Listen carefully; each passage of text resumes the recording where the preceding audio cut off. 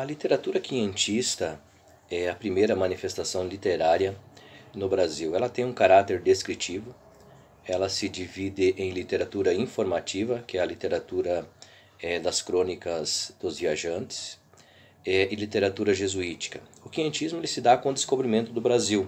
A primeira manifestação literária, ou que dá para entender a primeira forma de literatura no Brasil, foi a carta de Pero Vaz de Caminha. Essa carta ela descrevia de maneira denotativa, descritiva, como eram e como estavam aqui os povos que aqui existiam.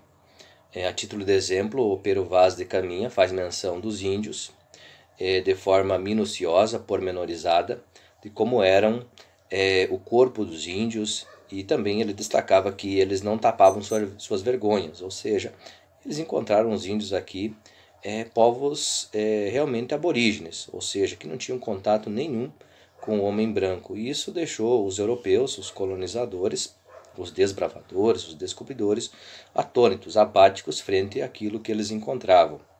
A literatura jesuítica ela já tem como expoente o padre José de Anchieta. É uma literatura um pouco mais rebuscada, até pelo fato de ser os padres que faziam, e a intenção de, junto com Pedro Álvares Cabral, ter também os jesuítas e também o escrivão mor, Pero Vaz de Caminha, era o registro para a coroa portuguesa de tudo o que acontecia, porque nós sabemos que as expedições marítimas da época, e é bom que se frise aqui que a época do descobrimento do Brasil já é na Idade Moderna, então é o período das grandes navegações. Essas navegações elas tinham custos, e custos que eram realmente altos para a coroa portuguesa. Por isso que que vinham juntamente com a equipe de Pedro Álvares Cabral, um escrivão e também os jesuítas,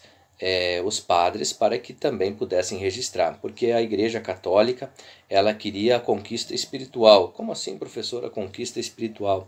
Ela queria cativar mais pessoas que aderissem ou que fossem adeptos ao cristianismo. E a coroa portuguesa, claro que a pretensão era a conquista material. Então, para nós entendermos o início da literatura no Brasil, eu acho importante nós fazermos essa retrospectiva, pelo menos falar um pouquinho do quinhentismo, da literatura informativa, da literatura jesuítica, depois do barroco e depois do arcadismo. Por que, professor, somente dessas três escolas? Porque são essas três escolas que antecedem o romantismo, que é o conteúdo que nós temos que ver no segundo ano. Mas eu percebi que muitos alunos não têm esse conhecimento, essa base histórica, literária, no que se refere, no que faz menção à literatura. Então é importante nós entendermos essas três escolas do período colonial que fizeram parte e que são base da literatura brasileira, para nós começarmos a estudar de maneira aprofundada o romantismo.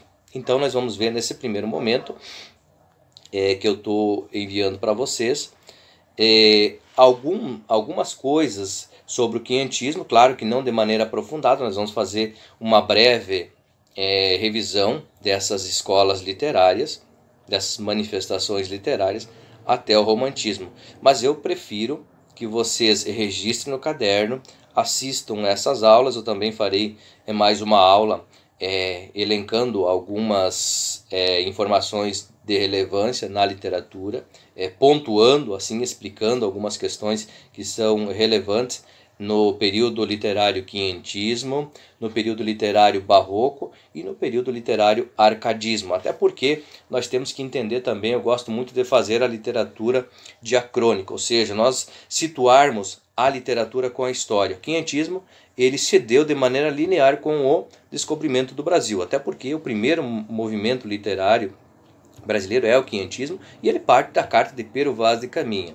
Depois a literatura jesuítica. Qual que foi a principal importância da literatura jesuítica no Brasil? É a gramática da língua tupi, feita por Padre José de Anchieta. Essa é a principal contribuição do Padre José de Anchieta, não a mais importante, mas uma das principais contribuições do Padre José de Anchieta no que se refere ao descobrimento do Brasil e à colonização.